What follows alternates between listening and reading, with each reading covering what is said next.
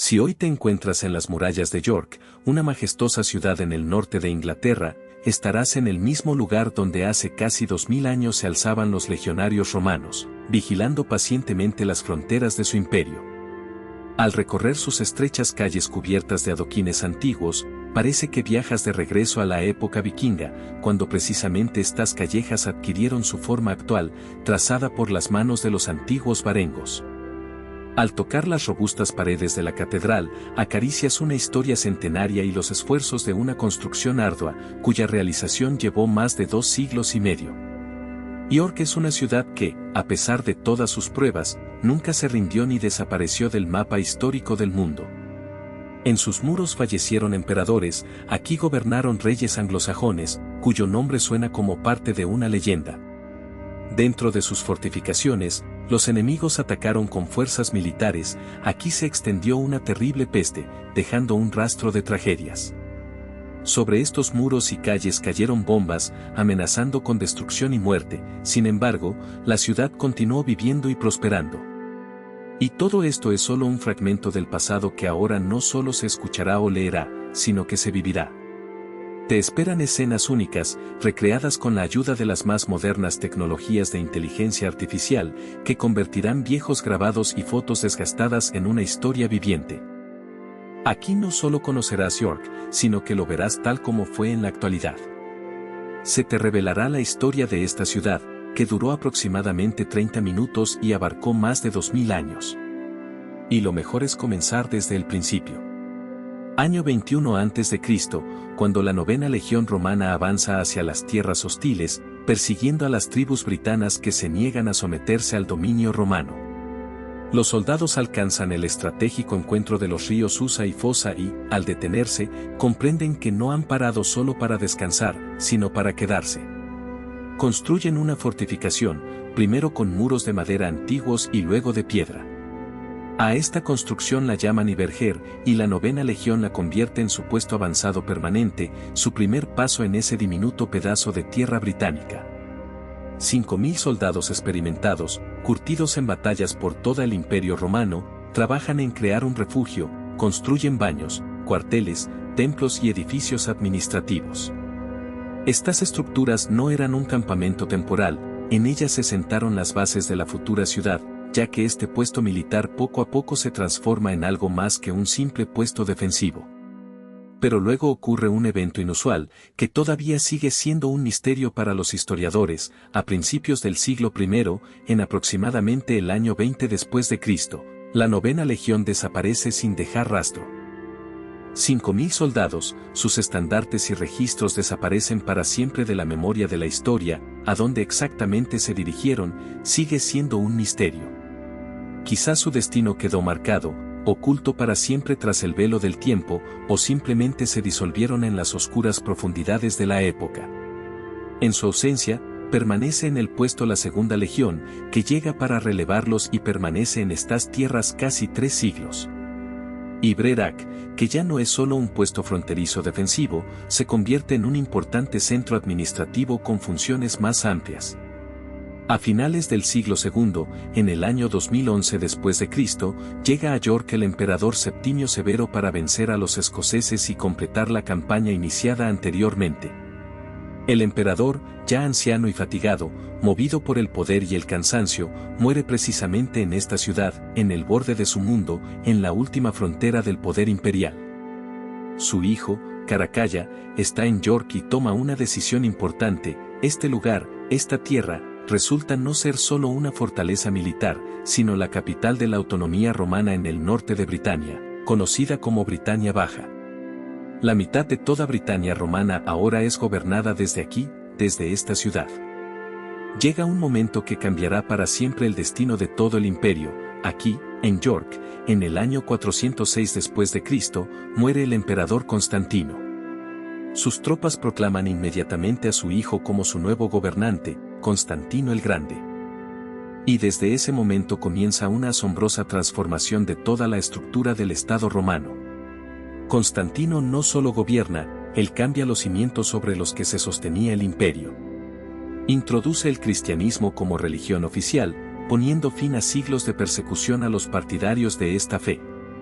traslada la capital del Imperio Romano a Constantinopla, que se convierte en la nueva ciudad del mundo y en el centro del poder imperial. Las decisiones tomadas aquí, en York, en el momento en que esta ciudad servía como centro de gestión imperial, determinaron los hitos más importantes de la civilización occidental.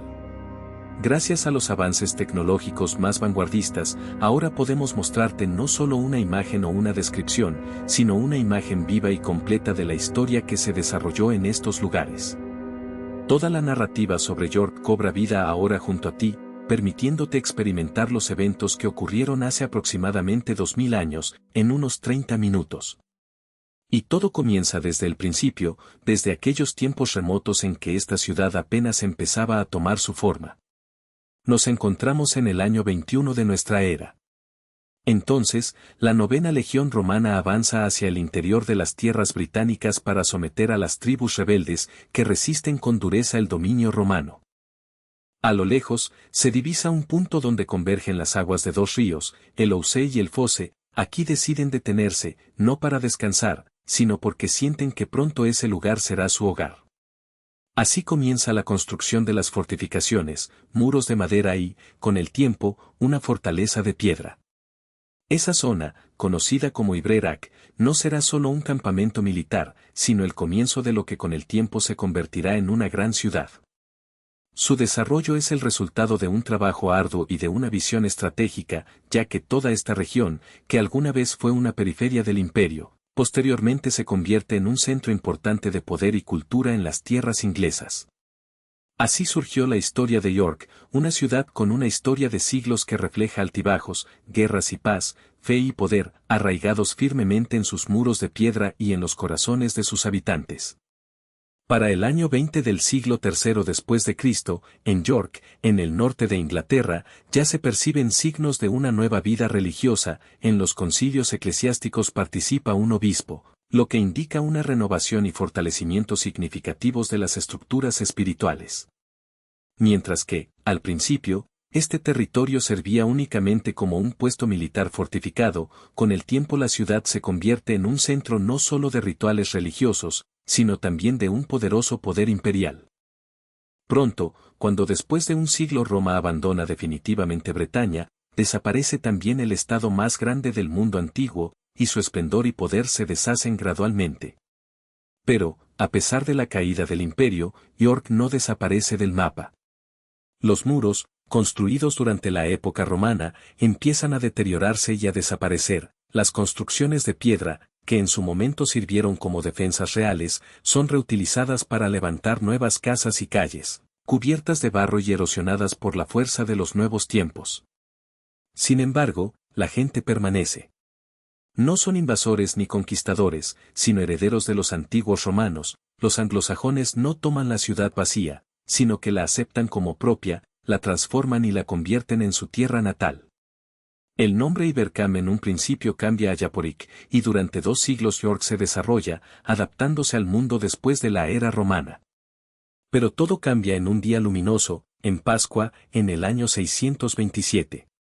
En una pequeña iglesia de madera en York entra Edwino, rey de Umbría del Norte, un guerrero pagano que dedicó toda su vida a la lucha por el poder. Él decide ser bautizado y acepta el cristianismo. Puede parecer que una sola persona, incluso siendo rey, no cambia el destino de todo un país, pero Edwino es un caso especial. Cuando los reyes se convierten a una nueva religión, también sus súbditos y pueblos lo siguen. Así sucede en Umbría del Norte. La historia del bautismo de Edwino se extiende como un incendio forestal, y pronto toda esa región se ve envuelta en una adopción masiva del cristianismo. York se convierte en el centro de una nueva fe, que se difunde poco a poco por toda la región. La pequeña iglesia de madera donde se realizaron los primeros sacramentos para Edwino, con el tiempo, se transforma en una majestuosa catedral, la Catedral del Minster, símbolo de los cambios espirituales. Aprovechar la independencia de esta iglesia como un templo autónomo, sin embargo, lleva varios siglos. En el año 830, la iglesia de York recibe el estatus de arzobispado, y la ciudad se convierte en un centro eclesiástico de igual importancia que Canterbury. En Inglaterra ya no hay un solo centro de vida cristiana, hay 2, y York se convierte en uno de los más importantes. Un papel destacado en la historia de esta ciudad lo desempeña una persona que cambiará para siempre el pensamiento europeo, para las generaciones futuras. En el año 778, Alcuin se convierte en líder de la Escuela de York, uno de los centros educativos más reconocidos y respetados de la época. Bajo su dirección, esta escuela se transforma en un lugar que atrae a eruditos de toda Europa, donde llegan monjes para aprender y compartir conocimientos. Precisamente durante el mandato de Alcuin, York adquiere el estatus de un poderoso centro cultural y científico, ya que sus alumnos recibían enseñanzas dignas del mayor reconocimiento europeo. Cuando Carlomagno unifica el vasto imperio, necesita tutores y dirigentes competentes en el campo de la educación, y elige precisamente a Alcuin de York para liderar este enorme sistema educativo. En esto radica la época dorada de York, un momento en que, mientras los países europeos luchan contra la confusión y la oscuridad tras la caída de Roma, la ciudad vive y prospera, conservando en su corazón la luz del conocimiento. Mientras la mayor parte de Europa está sumida en la sombra y el caos, York continúa brillando con más intensidad, siendo un faro para científicos, monjes y buscadores de la verdad. Entretanto, en el norte, más allá del Mar del Norte, ocurren hechos que cambian radicalmente el destino del país. Allí se reúnen personas que saben construir barcos y forjar armas, han oído hablar de las riquezas de los monasterios ingleses, del oro en las iglesias y de los tesoros que esperan ser robados. La avaricia y la búsqueda de riquezas rápidas los impulsan, y nada puede detenerlos. En noviembre de 1860, en las aguas tranquilas al amanecer, sale una flota de largos barcos, los llamados Long Ships, llenos de guerreros daneses y noruegos. Estos guerreros forman parte de un gran ejército pagano que ya ha destruido las regiones orientales de Inglaterra. Aparecen en las costas de York antes del amanecer y rodean la ciudad casi hasta el alba. Los defensores anglosajones no pueden hacer frente a las largas expediciones de los barcos enemigos, y para la noche, el asalto a la ciudad termina por completo. Los vikingos toman York y lo mantienen bajo su control durante casi un siglo. Tras la conquista, cambian el nombre de la ciudad a Jorverak, una palabra escandinava que significa Bahía del Sur o Puerto Sur. Pero la conquista no es solo una ocupación, también implica una amplia construcción de nuevos edificios, la destrucción de los viejos y la edificación de nuevos. Los vikingos comienzan no solo a saquear, sino a colonizar la tierra.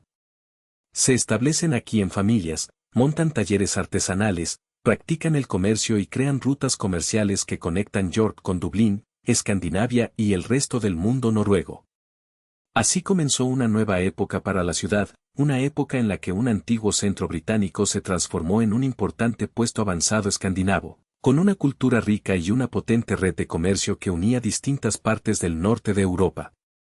En las excavaciones arqueológicas en el lugar conocido como Kupperreid, en los años 70, se encontraron objetos sorprendentes que permitieron abrir una pequeña ventana a la vida de los vikingos que habitaron estas tierras hace muchos cientos de años. Los arqueólogos encontraron rastros tan bien conservados de sus calles urbanas que incluso los productos de cuero de los talleres, las construcciones de madera de los edificios y las semillas de sus jardines de la época anterior a la guerra se preservaron en su estado original, iluminando la vida cotidiana de los antiguos habitantes. Estos hallazgos permitieron convertir a York en una de las ciudades más importantes del mundo vikingo. En su apogeo, la población de esta ciudad podía alcanzar las 10.000 personas, una cifra bastante impresionante para aquella época. Allí acuñaban sus propias monedas, en algunas de las cuales estaban representados los nombres de reyes vikingos de los que la mayoría de la gente hoy ni siquiera sospecha. La ciudad resonaba con los sonidos de la actividad industrial, herreros, orfebres, carpinteros, curtidurías, todos trabajando en calles estrechas y sinuosas, llenas de bullicio y destreza, ocupando el espacio con sus tareas. Sin embargo, el poder de los vikingos en esa ciudad era sumamente inestable, lleno de violencia y disputas por el control. Los reyes subían y caían, sus gobernantes eran reemplazados con frecuencia, a veces de manera brutal y sangrienta.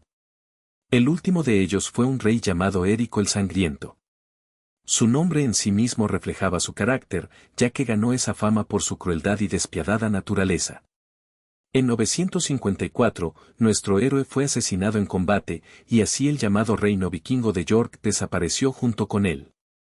Durante un tiempo, la ciudad volvió a ser inglesa, y los anglosajones lograron recuperar el control del lugar. Pero esa pausa duró exactamente un siglo, hasta 1066, cuando ocurrieron eventos que cambiaron para siempre la historia de Inglaterra. Ese año, los vikingos noruegos intentaron por primera vez recuperar las tierras de sus antepasados, reclamando sus derechos sobre la ciudad. El duque Harold Godwinson fue al norte para encontrarse con ellos en Stamford Bridge, cerca de York. Tras una feroz batalla, derrotó completamente al enemigo. Esa victoria marcó el fin de la era vikinga. En ese momento parecía que el peligro había pasado y la ciudad de York celebraba con júbilo, salvando el norte de Inglaterra de los bárbaros. Pero la alegría no duró mucho, justo después, en el sur de Inglaterra, apareció un nuevo enemigo. Informes del sur indicaban que Guillermo el Conquistador desembarcó con un ejército y tomó Inglaterra.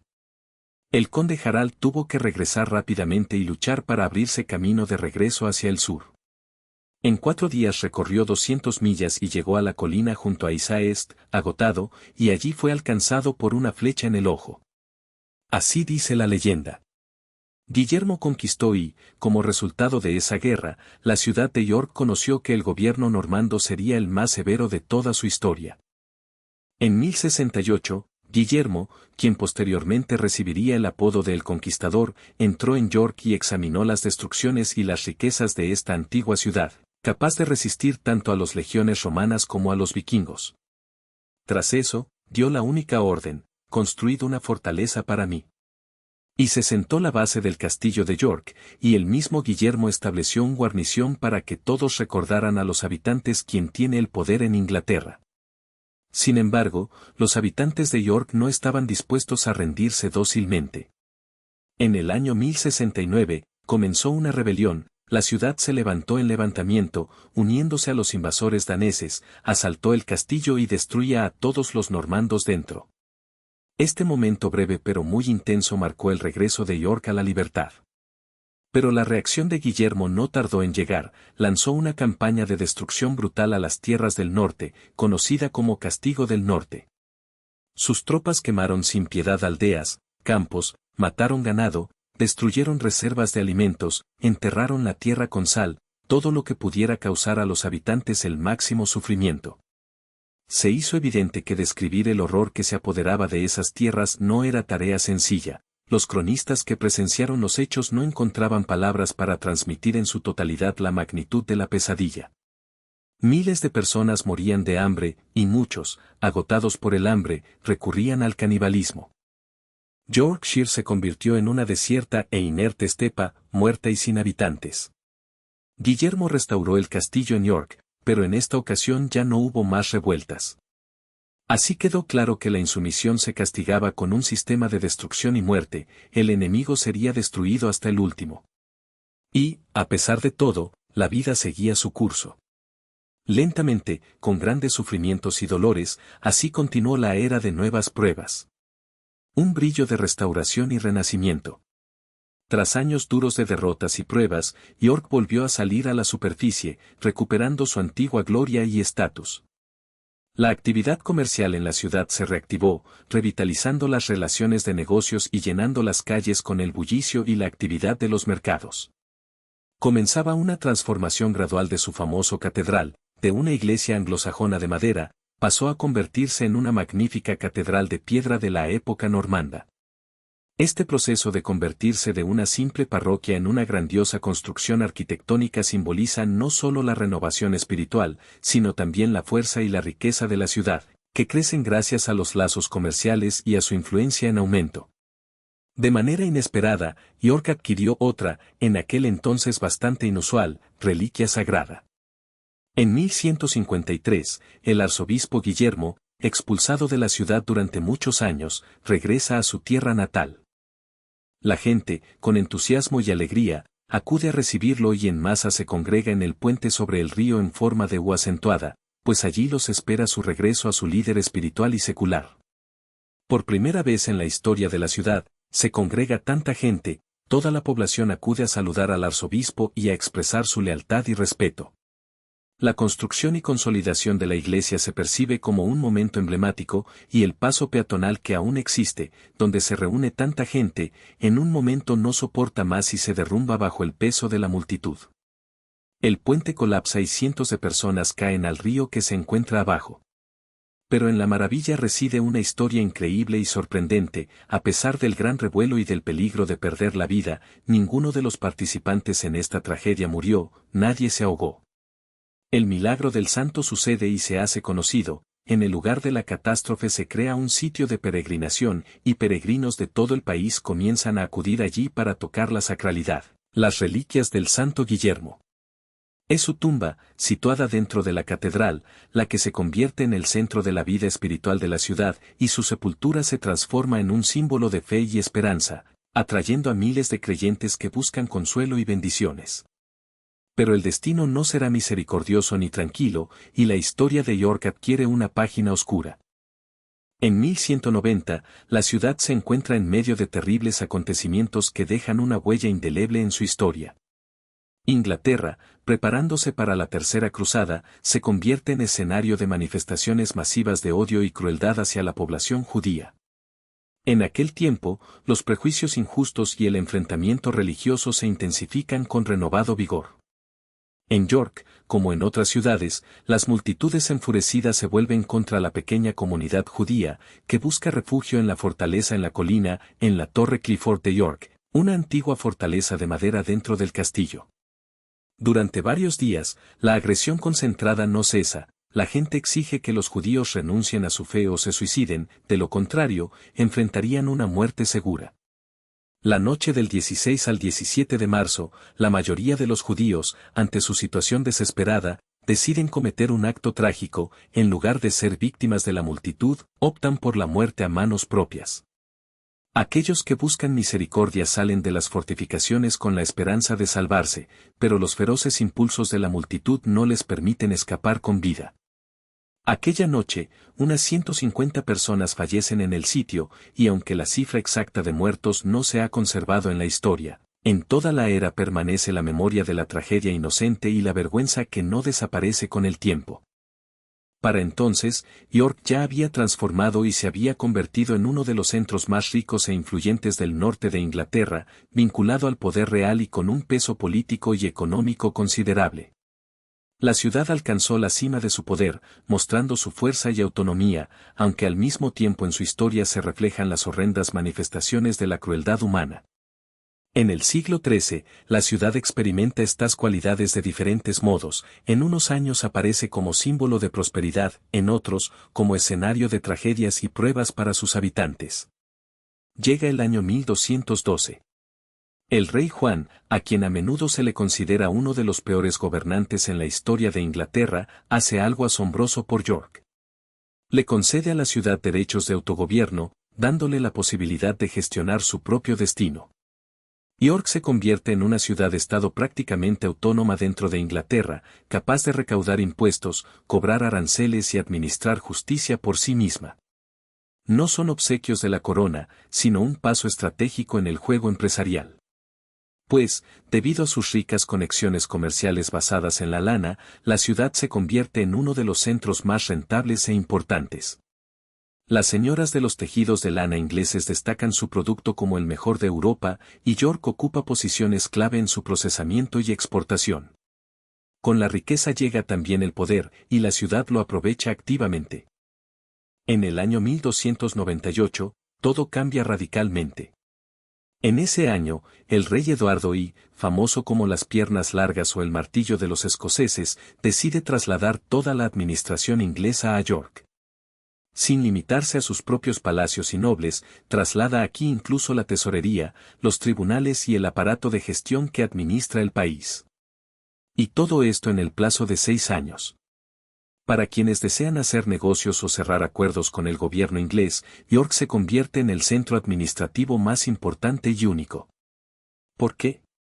Porque Eduardo estaba obsesionado con la idea de conquistar Escocia, y para ello necesitaba disponer de sus tropas, dinero y gestión lo más cerca posible del territorio enemigo, para reaccionar rápidamente ante las amenazas y planear una ofensiva. Esta necesidad estratégica convierte a York en la capital temporal de Inglaterra, en el centro de todas las decisiones gubernamentales y militares de ese periodo. Los escoceses lo sienten y se levantan en rebelión. En 1319, realizan una incursión en las tierras del sur de Inglaterra y llegan hasta las murallas de York. En ese enfrentamiento, la ciudad pierde a su alcalde, quien es asesinado en el conflicto, y se hace evidente que el peligro de guerras y enfrentamientos no está lejos de las puertas urbanas. Sin embargo, el rey Eduardo III todavía guarda bonitos recuerdos de la ciudad.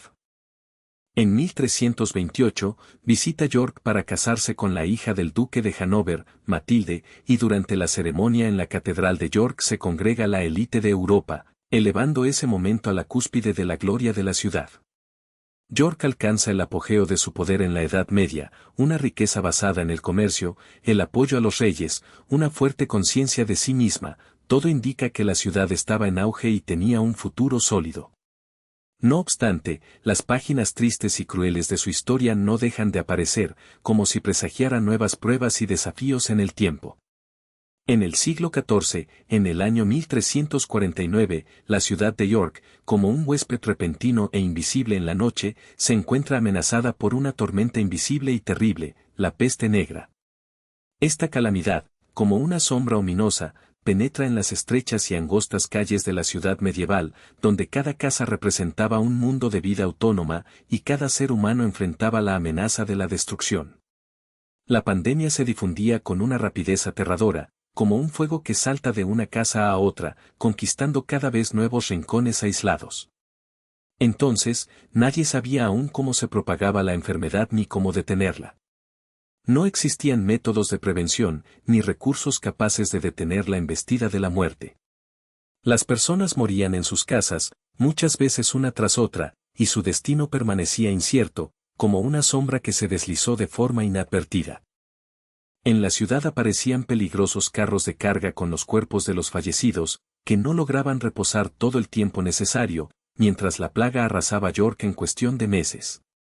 Quizás un tercio o incluso la mitad de los habitantes murió durante ese tiempo ininterrumpido y aterrador, y palacios, talleres, granjas, todo, quedó sumido en el caos y en la desolación, provocados por una terrible epidemia que fracasaba en su avance. La ciudad se recuperaba lentamente, pero la restauración tardaba décadas. Esta tragedia dejó una huella que no se borraba con rapidez.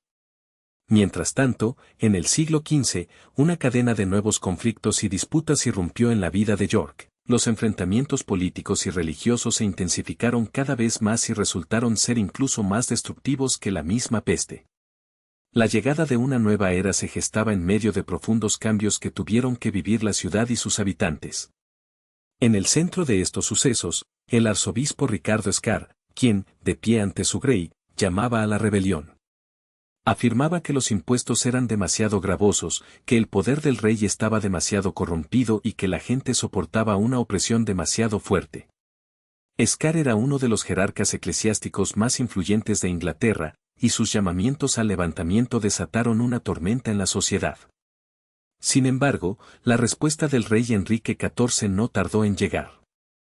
Mostró determinación y firmeza, condenando a Scar a la prisión, al juicio y a la ejecución, fue decapitado. Este acto brutal conmocionó a toda Inglaterra, ya que los arzobispos solían considerarse intocables e inaccesibles. Pero para Enrique XIV, las tradiciones no tenían valor, actuó a su manera. La cabeza de Scar fue separada de su cuerpo, y este último fue sepultado en la Catedral de York. Prácticamente de inmediato, comenzaron a venerar a este mártir como un santo y mártir, viéndolo como una víctima que luchaba por la justicia.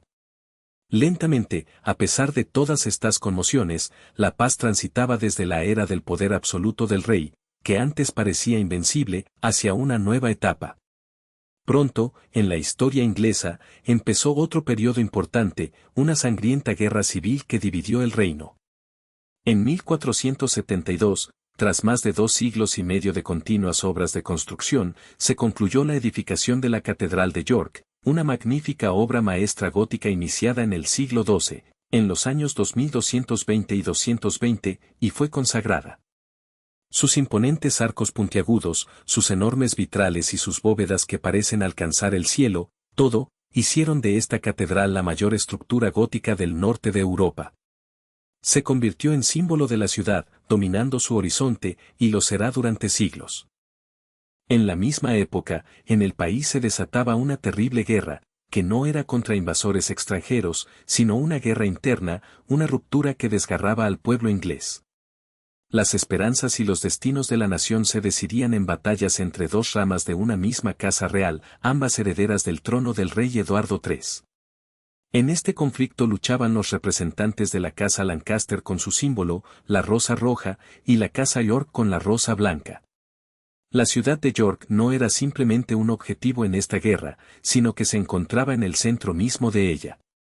En las murallas de esta ciudad ondeaba una bandera blanca y rosa, y sus calles estaban llenas de marchas de ejércitos, partidarios de York que avanzaban hacia la victoria o la derrota. Cuando en el trono se sienta un rey yorkista, la ciudad prospera. Pero cuando la victoria recae en los Lancaster, toda la vida dentro de sus muros sufre. En la historia de estos tiempos pasaron tres reyes de la casa York. El primero fue Eduardo XIV, que alcanzó el poder mediante combates decisivos. El segundo, su joven hijo Eduardo V, gobernó apenas 2 meses antes de desaparecer sin dejar rastro, una de esas figuras misteriosas envueltas en el enigma de su desaparición. Y, finalmente, el tercero fue Ricardo III, el más controvertido de todos, fue tanto defensor como enemigo de York, su principal partidario y protector. Para la ciudad de York, era su benefactor, su esperanza y la conexión con tierras del norte, un hombre que genuinamente se preocupaba por su patria y su futuro. Cuando cabalga por esas calles, las personas lo ven con admiración y le aplauden con aprobación. En los momentos en que concede nuevas prerrogativas a la ciudad, los habitantes sienten profunda gratitud y reconocimiento. Ricardo era el verdadero rey de York, en cierto sentido, tal como nunca lo fue un monarca del sur, gobernado por dinastías desde Londres, considerados más poderosos. Su autoridad en esta ciudad se siente con especial intensidad, pues se convirtió en símbolo y protector de ella. Pero todo cambia el 22 de agosto de 1485. Presentamos el campo de Bosworth, lugar de una batalla fatídica que cambió para siempre el destino de esta región. En un enfrentamiento sangriento, murió Ricardo III, el último de los reyes yorkistas. Fue derribado en el fango de Bosworth, la batalla terminó con la derrota de York y, junto con ella, la reclamación de la dinastía York en el trono inglés quedó definitivamente extinguida. La ciudad quedó en una triste quietud, York llora, sintiendo que su líder cayó bajo el golpe del enemigo, y los Tudor conquistaron la victoria. Para esta ciudad, hay una sensación de derrota, y la rosa blanca, símbolo de la unión entre York y Lancaster, quedó destruida. En ese momento, en la ciudad alta llega un nuevo poder, la dinastía Tudor, cuya rosa roja floreció con entusiasmo triunfante, simbolizando el triunfo de una nueva era. Pero esta victoria vino acompañada de un profundo desprecio por el norte, por York, por esa región de donde procedían. Los Tudor, al tomar el trono, pretenden imponer su orden especial, basado no solo en la política sino también en una guerra religiosa. Esta lucha resultó ser mucho más violenta y aguda que cualquier conflicto secular, penetrando en la misma esencia de la fe y las convicciones religiosas del pueblo. Para el año 23 del siglo XVI, en el centro de York ya se encuentra la figura del cardenal Thomas Wolsey, un hombre cuyo poder va mucho más allá de los asuntos eclesiásticos. Wolsey ocupa el cargo de arzobispo de York, pero su influencia es mucho mayor, es la segunda figura en Inglaterra en importancia, la mano derecha del rey Enrique VIII, y de facto gobierna el país mientras el monarca se entretiene en la corte y caza. Este hombre fue uno de los más poderosos e influyentes del Estado, y sus decisiones tuvieron un impacto decisivo en toda Inglaterra. Sin embargo, detrás de su carrera se esconde un error trágico, no logró conseguir el divorcio de Enrique VIII con Catalina de Aragón. La voluntad del rey de casarse con Ana Bolena era una tarea inalcanzable para Wolsey. Cuando no logra cumplir con la misión, su autoridad empieza a desvanecerse y su reputación se desploma. Al final, le quitan todos sus privilegios, es acusado de delitos políticos y merecimientos espirituales, y en el año 1530 muere en el olvido y la vergüenza, roto y abandonado. 6 años después, en el norte de Inglaterra, estalla una revuelta llamada Peregrinación de la Gracia. En las calles se reúnen alrededor de 40.000 personas, hombres, mujeres y familias, que marchan bajo las banderas de las heridas rojas de Cristo, símbolo de sufrimiento y fe. Sus protestas están relacionadas con la firme negativa a aceptar la ruptura con Roma, la destrucción de los monasterios y la liquidación de la Iglesia Católica, instituciones que durante siglos fueron el corazón espiritual y cultural de la región. La ciudad de York se convierte en el centro de este levantamiento popular. En respuesta, el rey Enrique VIII demuestra su conocida crueldad y determinación, reprimiendo la revuelta con la misma ferocidad con la que libraba guerras y gobernaba el país. Los líderes de la revuelta son ejecutados, y continúan los procesos de disolución de las instituciones eclesiásticas. En 1539, los antiguos monasterios majestuosos, como Santa María y Santa Tristán, que durante siglos sirvieron como centros espirituales de la región, son completamente destruidos y profanados, abandonados a su suerte, para desmoronarse lentamente y caer en el abandono. La base de York, sus instituciones religiosas, son desarraigadas, convirtiéndolas en ruinas. Pero los feligreses y el clero no se rinden, se refugian en la clandestinidad, continúan practicando su fe en secreto, escondiéndose de la vigilancia de las autoridades y arriesgando todo, sus vidas, su libertad. Uno de los ejemplos más destacados de resistencia es Margarita Cleo, la esposa de un carnicero proveniente de los barrios pobres de la ciudad. En 1586, ella cae bajo la represión del régimen, ya que acoge a sacerdotes católicos, personas a quienes las autoridades acusaron de ser enemigas del Estado solo por oficiar misas. Cuando la arrestan, se niega a declarar, entendiendo que esto llevará a la muerte de sus hijos, quienes podrían ser obligados a testificar en su contra o ser torturados en busca de información. En medio del sufrimiento y del miedo, ella guarda silencio. Finalmente, es ejecutada mediante la presión de la muerte. Le colocan una puerta pesada y, sobre ella, colocan piedras, aumentando lentamente la presión y aplastando su cuerpo durante varias horas. Pero precisamente así, con el precio de su vida, ella protegió a su familia, su fe y su dignidad, permaneció firme y silenciosamente venció a sus perseguidores. Posteriormente, fue reconocida como santa, y la casa en la que vivía se convirtió en un lugar de peregrinación y memoria de la valiente mujer. Los conflictos y desacuerdos religiosos, provocados por las reformas y cambios de la época, dividieron profundamente a la sociedad, los vecinos se convirtieron en enemigos, las familias se separaron, la confianza desapareció. Pero la tragedia no terminó allí. En el año 1364, Inglaterra volvió a estar sumida en una guerra civil. La división en dos bandos, partidarios del rey y del parlamento, llevó a enfrentamientos sangrientos. Las fuerzas reales combatían contra los republicanos, y el país parecía sumido en el caos y la discordia, que se prolongaron durante muchos años, destruyendo un ya de por sí inestable espacio político y social del país. En ese entonces, York declaró su lealtad al rey Carlos I, y en respuesta, el Parlamento envió un ejército para someter a la ciudad y quebrantar su resistencia. Durante 11 semanas, en la ciudad sitiada, se libró una feroz lucha, 20.000 soldados asaltaron y bloquearon York, intentando someter su resistencia. Dentro de las murallas, la situación se volvía cada vez más difícil. Los suministros de comida se agotaban rápidamente, la gente empezaba a padecer hambre, y la enfermedad, que se expandía rápidamente entre los sitiados, cobró la vida de muchos. Incapaces de soportar la presión, los defensores de la ciudad intentaron en ocasiones desesperadas romper el cerco. Un momento especialmente destacado fue la batalla en Mastmoor, situada justo fuera de la ciudad, donde tuvo lugar una de las batallas más grandes en la historia de Inglaterra. Estos intentos de asalto terminaron en desastre para los sitiadores, los defensores fueron exterminados, y en el campo de batalla, en un solo día, murieron 4.000 infantes de marina de las fuerzas reales. Finalmente, tras largas semanas de lucha, la ciudad cayó y York capituló.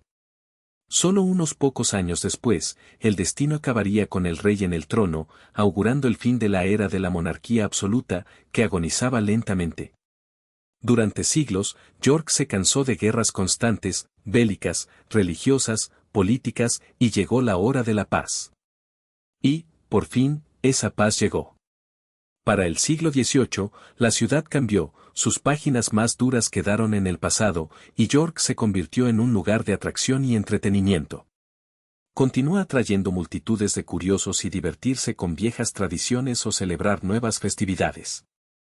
Y el 7 de abril de 1739 llegó la hora de otra tragedia, en el Maypole, lugar de ejecuciones, asciende a la horca el famoso bandido Dick Turpin. Bandido, ladrón, quizás asesino, pero a partir de su figura nació con el tiempo una leyenda que no muere. Se dice que en una noche recorrió desde Londres a York a caballo, a lomos de su caballo llamado Black Bass, y esta historia increíble se consideró real durante mucho tiempo, aunque en realidad fue fruto de la imaginación escrita por un novelista muchos años después de la muerte de Turpin. Pero la leyenda se arraigó firmemente en la memoria popular. En realidad, la suerte de esta persona fue mucho más prosaica, fue aprehendida y condenada a muerte por sus crímenes. Multitudes de espectadores se reunían para presenciar su ejecución. En aquel entonces, la ejecución pública era uno de los entretenimientos favoritos del público inglés. Se dice que Turpin enfrentó su muerte con valentía, y nuestros contemporáneos la ven como un acto de heroísmo. Sin embargo, la valentía no convierte a una persona en noble, simplemente demuestra coraje. 6 años después de este incidente, en York vuelve a celebrarse una ejecución. Los 11 jacobitas, participantes en la rebelión para devolver a los Stuarts católicos al trono, son ajusticiados allí. Tras el fallido levantamiento de 1745, que casi tuvo éxito, en la ciudad se llevan a cabo ejecuciones masivas para mostrar el precio de resistir. Todo esto indica que los tiempos de violencia y eventos dramáticos han pasado y han comenzado a formar parte de la historia. Ahora York se transforma en un lugar de moda para la sociedad mundana. La élite noble se reúne allí para carreras, teatro y encuentros sociales. La antigua ciudad ha adquirido un nuevo papel, una nueva alma. Pero antes de que ese cambio se hiciera realidad, ocurrió una tragedia dentro de su catedral. El 1 de febrero de 1829 tendrá lugar un acontecimiento que conmocionará la ciudad. Un joven llamado Jonathan Martin se esconde en la catedral de York, al final del servicio de la tarde. Se oculta en las sombras, esperando que todos se vayan, hasta que los últimos fieles abandonen el templo y cierren las puertas. Terminalmente reina el silencio en el interior, y solo él se atreve a salir. Lleva velas, libros de oraciones y una fe inquebrantable en que Dios le ha ordenado cumplir una misión santa, quemar la catedral hasta los cimientos. Martin construye cuidadosamente una improvisada hoguera, colocando almohadillas y bancos de madera debajo de los asientos del coro, y luego enciende todo. La llama pronto se extiende por todo alrededor. En minutos, el fuego convierte las vigas de madera del techo, que durante siglos soportaron el tejado, en cenizas ardientes. Durante la noche, el fuego consume el antiguo tejado y, como resultado de las llamas de queroseno, en su esencia, un monumento a la arquitectura gótica, desaparece toda la riqueza de las antiguas manualidades, los silleros tallados y el patrimonio histórico. Martin fue capturado, declarado loco y confinado en un manicomio, y la catedral fue restaurada, aunque con mayor esplendor y magnificencia. Pero su lección quedó clara, incluso en una era relativamente tranquila como la del siglo XIX, los valores y riquezas pueden convertirse en víctimas de la imprudencia y pasión humanas. Y en los años 30 de ese siglo, en 1830, comenzaría a ocurrir algo nuevo que cambiaría el destino de la ciudad. Cuando la construcción del Museo de York fue terminada, fue diseñado en estilo neorrománico griego y erigido sobre los restos del antiguo monasterio de Santa María. Por primera vez en la historia de esta ciudad, sus habitantes y visitantes comenzaron a ver su pasado como un legado valioso, que debía no solo preservarse, sino también estudiarse con cuidado, y con orgullo celebrar y mostrar a los demás. Sin embargo, fueron los acontecimientos de 1839 los que cambiaron para siempre el aspecto de la ciudad. La llegada de la línea ferrocarrilera a York trajo consigo la presencia de un hombre llamado George Hudson. Este hombre no provenía de una familia adinerada o influyente, era hijo de un comerciante de telas, pero gracias a sus esfuerzos York se convirtió en el centro de un enorme imperio ferroviario. Pronto, la ciudad empezó a crecer rápidamente, surgieron nuevos talleres ferroviarios donde trabajaban miles de empleados, se construyeron estaciones modernas, hoteles y almacenes. La población de York creció exponencialmente y, como nunca antes, su aspecto habitual cambió. La distancia a la capital de Inglaterra se redujo a solo 5 horas de viaje, cuando antes el trayecto duraba 2 días, y llegar a Manchester se volvió mucho más sencillo. La ciudad, que durante siglos permaneció relativamente aislada de las principales rutas comerciales, ahora estaba conectada con todo el país. Como resultado de este rápido desarrollo, York atrajo cada vez más turistas, principalmente familias de clase media que podían permitirse salir los fines de semana a admirar las murallas medievales y la antigua catedral. Esto se convirtió en una nueva pasión de la ciudad. A lo largo de su historia, York experimentó muchas transformaciones, fue una importante fortaleza romana, un centro vikingo y residencia de los monarcas ingleses. Pero ahora se abría una nueva página, la ciudad se convirtió en un destino turístico popular. Dejaría de ser solo un lugar para vivir o un monumento histórico y se convertiría en un punto de atracción para quienes deseaban tocar el pasado, sumergiéndose en la atmósfera de épocas memorables. Esta transformación apenas comenzaba, en 1938, se inauguró el Museo del Castillo de York, y los visitantes recorrieron por primera vez la calle victoriana recreada llamada Kirkgate. Las vitrinas estaban llenas de objetos auténticos, las farolas de gas brillaban, los puentes estaban pavimentados con adoquines. Este proyecto rápidamente se volvió popular y causó gran revuelo. York dejó de ser simplemente un lugar donde se conservaba la historia, empezó a dar vida y revivirla ante los ojos de los visitantes. Pero, lamentablemente, el destino quiso que la ciudad no pudiera evitar por completo las terribles consecuencias de la Segunda Guerra Mundial. La noche del 29 de abril de 1942, un evento crucial ocurrió en York, las alarmas de bombardeo entraron en alerta a las 2:30 de la madrugada, despertando a los habitantes y rompiendo la habitual quietud de la noche. Las personas que se levantaron de la cama estaban desconcertadas. ¿Por qué habían atacado específicamente esta ciudad los bombarderos alemanes, si aquí no había fábricas importantes ni objetivos militares dignos de atención del enemigo? La respuesta llegó más tarde, no fue un bombardeo militar, sino parte de una guerra cultural no oficial. Los alemanes llamaban a estos bombardeos ataques a la desgracia, en referencia a la guía alemana. Hitler ordenó a la Luftwaffe atacar las ciudades más históricamente significativas de Gran Bretaña, vengando los bombardeos de centros culturales alemanes por parte de la RAF inglesa. York, con sus calles medievales y su antigua catedral, representaba para ellos un objetivo perfecto. Olas de bombas inundaban la ciudad, caían bombas incendiarias diseñadas para propagar el fuego en los antiguos edificios de madera. En uno de esos edificios, el Guildhall, que existía desde el siglo XV, se inició un gran incendio y quedó completamente destruido. Muchas otras casas medievales alineadas también quedaron envueltas en llamas. El cielo sobre York se tiñó de un brillante tono naranja. Parecía que la catedral iba a ser destruida, proyectiles incendiarios sobrevolaban el techo, ansiosos por fundir las piedras antiguas y los tejados de madera. Pero las personas, voluntarios y simples habitantes de la ciudad, subieron a las partes más altas, a pesar del horror de la ofensiva aérea, y, usando todo lo que tenían a mano, lograron apagar los incendios rápidamente antes de que se extendieran por toda la catedral. Gracias a estas valientes acciones, la catedral se salvó. Al amanecer, se activó una alarma sonora en toda la zona, y como resultado de esa noche, 19 personas perdieron la vida, cientos quedaron sin hogar, y la zona histórica de York quedó convertida en ruinas, impregnadas de humo y polvo.